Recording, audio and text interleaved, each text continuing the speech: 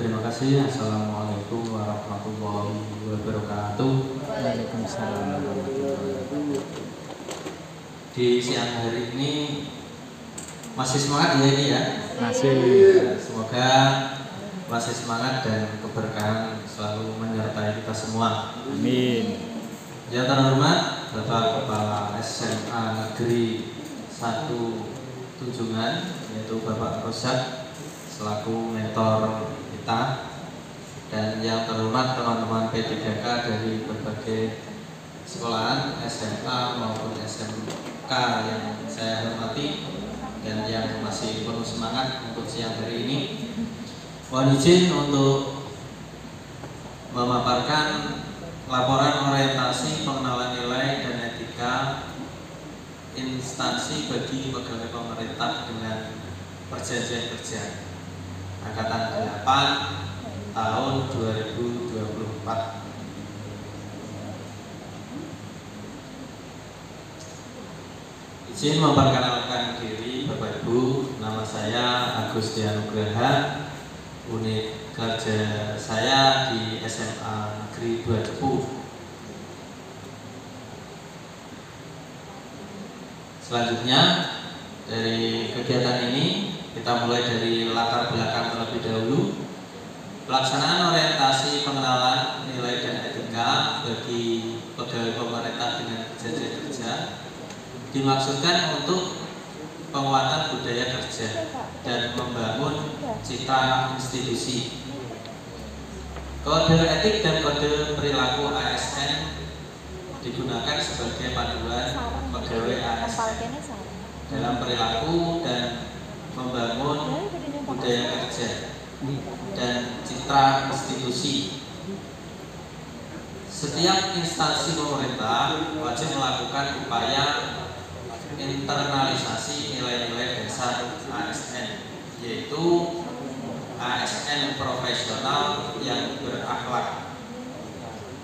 Dengan berakhlak akan memberikan penguatan budaya kerja yang mendorong pembentukan karakter ASN yang profesional dimanapun ASN ditugaskan, memudahkan proses adaptasi bagi ASN yang bersangkutan berpindah ke instansi pemerintah, menjadi unsur untuk memperkuat peran ASN sebagai perekat dan pemersatu bangsa. Budaya kerja yang kuat akan mendorong kinerja organisasi dalam jangka panjang. Di sini maksud dilaksanakan orientasi pengenalan nilai dan etika bagi pegawai pemerintah dengan perjanjian kerja adalah agar peserta mampu menyusun laporan orientasi P3K yang menitik beratkan pada penyusunan rencana hasil kerja atau RHK yang dimaksud sebagai bahan bagi penyusunan sasaran kinerja pegawai atau SKP bagi peserta di tempat kerjanya masing-masing dan menjadi media penerapan nilai-nilai dasar ASN berakhlak. Di sini RHK yang akan saya paparkan dari RHK saya mulai dari rencana hasil kerja pimpinan yang diintervensi. Di sini tersusunnya dokumen manajerial sekolah. Rencana hasil kerja.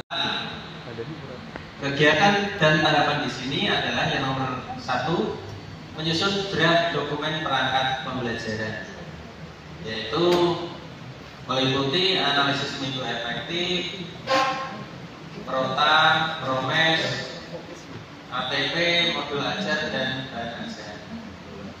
Yang nomor 2, melakukan konsultasi dengan atasan dokumen perangkat pembelajaran, yaitu perangkat pembelajarannya yang tadi, yaitu meliputi minggu efektif, prota, promes, ATP, modul ajar, dan bahan ajar.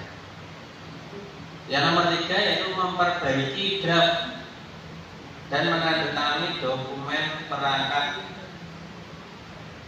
pembelajaran yang sudah saya sebutkan tadi, yaitu analisis minggu efektif, Prota, Promes, ATP, dan modul ajar.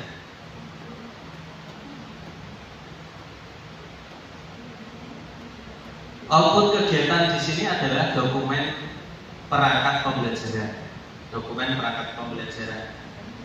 Penerapan nilai berakhlak, yaitu saya melakukan diskusi dengan teman sejawat dengan sikap terbuka, menerima masukan di sini.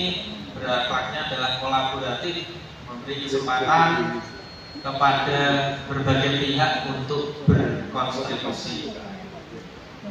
Selanjutnya saya selalu melakukan perbaikan dalam menyusun perangkat pembelajaran, yaitu berorientasi pelayanan, yaitu melakukan perbaikan tiada henti.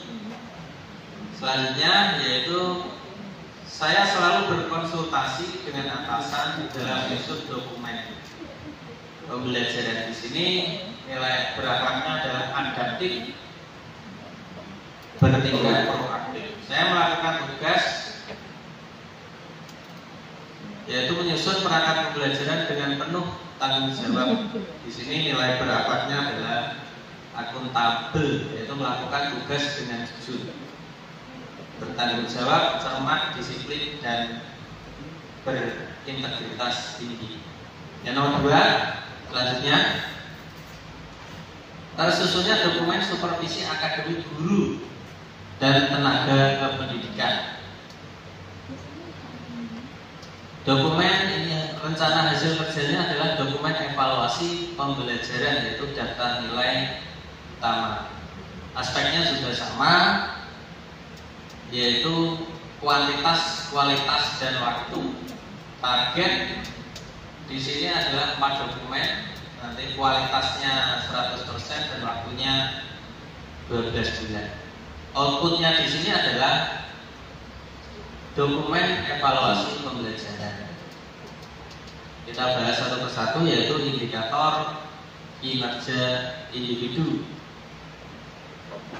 Tersusunnya dokumen evaluasi pembelajaran, yaitu isi-isi soal, kaidah penilaian, analisis nilai tindak lanjut secara kuantitas. Yang nomor 2, tersusunnya dokumen evaluasi pembelajaran, isi-isi soal, kaidah penilaian, analisis nilai tindak lanjut secara kualitas. Tersusunnya dokumen pembelajaran, isi-isi soal, dan kaidah penilaian, analisis nilai tindak lanjut sesuai waktu.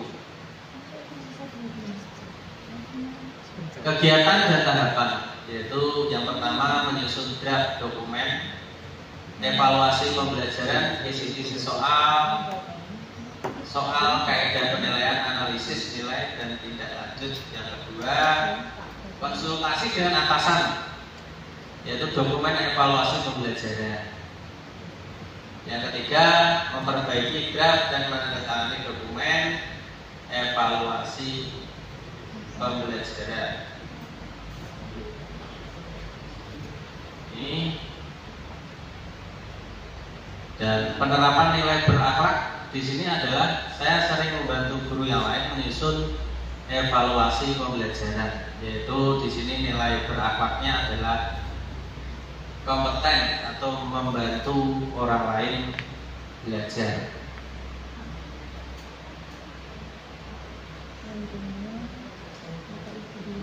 Selanjutnya di sini tahap 3, yaitu tersusunnya dokumen penilaian kinerja guru dan tenaga kependidikan. Di sini masih sama, yaitu LHK-nya laporan evaluasi hasil proses pembelajaran. Targetnya 2 dokumen, outputnya dokumen evaluasi.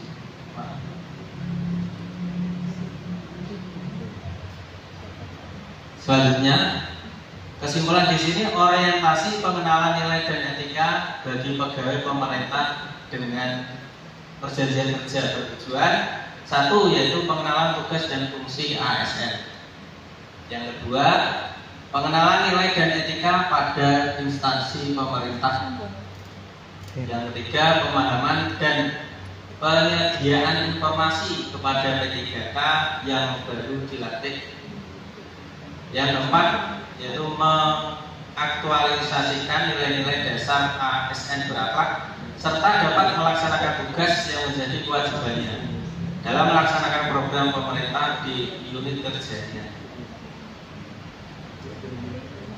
Di sini penjabaran tentang berakhlak tadi, yaitu B-nya berorientasi pada pelayanan, hanya akuntabel, kompeten, harmonis, loyal, adaptif, dan kolaboratif. Terima kasih. Demikian presentasi dari saya. Mungkin ada Bapak Ibu Guru yang mau bertanya dari penjelasan yang saya paparkan tadi. Monggo Pak Ali.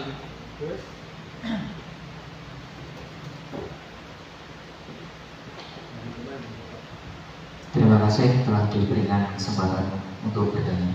Pak Agus, saya izin bertanya. Dari RHK yang sudah jenengan paparkan, Anda sampaikan itu ada 3 RHK dan dokumen yang begitu banyak. Apakah dalam pelaksanaannya Pak Agus sendiri mengalami kesulitan? Jika ada kesulitan, bagaimana cara mengatasinya? Terima kasih. Terima kasih Pak Ali. Untuk tadi ada 3 tahapan. Apabila nanti saya dalam melaksanakannya keuangan, Pak Ali, saya akan konsultasi kepada kepala sekolah tentang target saya tadi. Terus yang kedua, yaitu dalam mengerjakan LHK, saya akan berkolaborasi dengan teman sejawat, teman yaitu satu mapel. Misalnya saya akan berkolaborasi, sharing dengan teman-teman agar mengenai apabila terjadi kendala dalam membuat RHK seperti itu Pak Ali, sehingga pasti ada teman-teman yang mau berbagi pengalaman dalam mengisi RHK tadi. Di situ mungkin kesulitannya akan terurai satu persatu sehingga penyusunan RHK dapat mudah tercapai. Begitu Pak Ali. Terima kasih atas pertanyaannya yang sangat menarik. Kalau tadi Pak Agus luar biasa sekolahnya, targetnya ada yang 60, ada yang 50.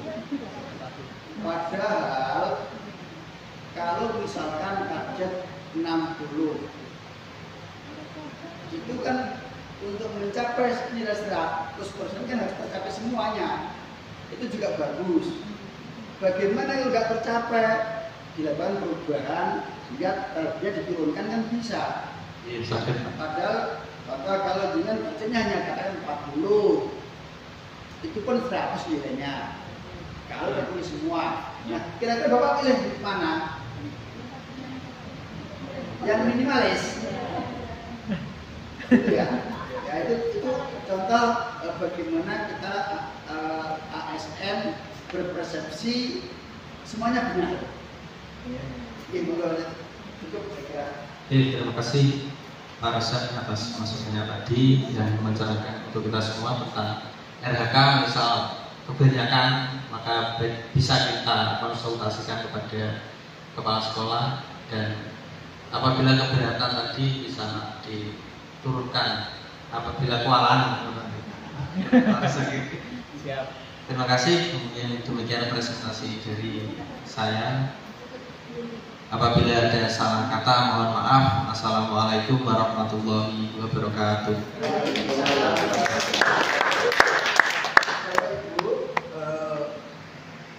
Ini kan